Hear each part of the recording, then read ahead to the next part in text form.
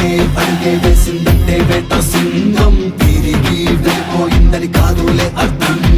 ఎగిరి దూకేటందుకు గర్జించి అమాంతం పంజా విసిరిందంటే ప్రాణాలే అంతం.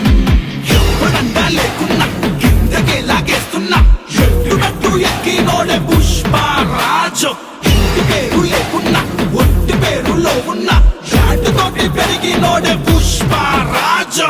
నక్కరెట్టి నక్కున్నా మాటు వేసి కూర్చున్నా ఇక్కడున్న పుష్పగాడు ఫైర్ కి బ్రాండ్. ఇది పుష్పగాడి రో